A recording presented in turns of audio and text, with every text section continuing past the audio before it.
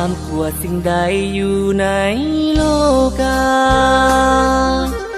งามดุจดังนางฟ้าจากสวงสวรรค์ที่บันดาลลงมาจุติจากฟ้าสู่แดนลาวันเหมือนจันทร์เพ่งเปล่งประกายที่งดงาม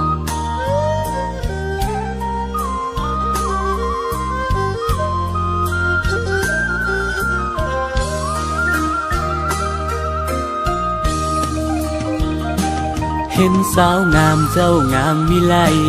งามน้ำใจและวาจาปฏิภา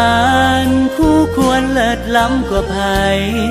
ภูมิใจในสิ่งสวยงามนางสังขารคือตำนานสืบทอดกันมาเปรียบดังนางฟ้าที่อยู่ในพื้นผ้าอาภรณ์ลาวให้แวววาวและสดใสเปล่งประกายความงามวิไลนุ่งสิ้นไหมเก้าผมและเบียงแพ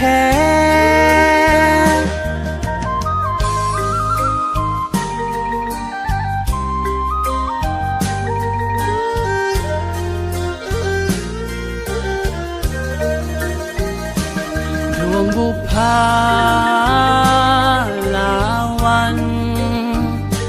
ที่เบ่งบานส่งกลิ่นหอมทุกแห่งหนทั่วอาณาได้สุขล้นให้พี่ลมสมใจ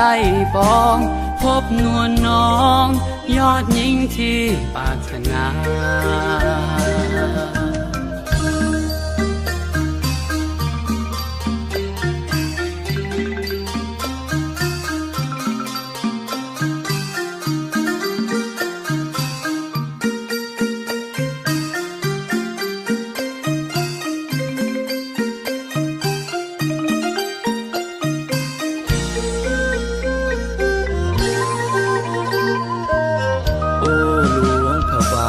คนมีน้ำใจบุญปีใหม่แล้วแห่นางสังขารเงินฟ้าเลิศลำงามตาพระสุธานครหลวงพระบาง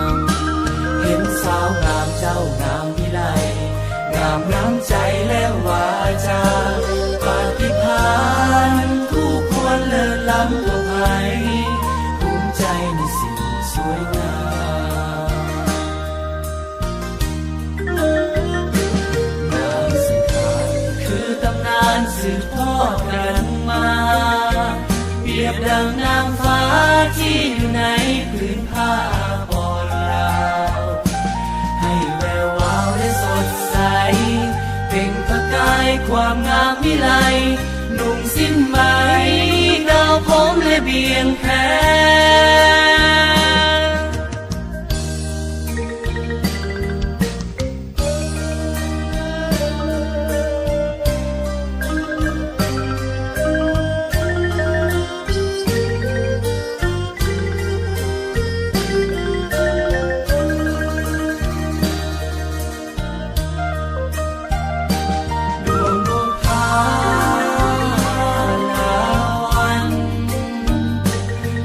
เบ่งบานส่งกลิ่นหอมทุกแห่งหน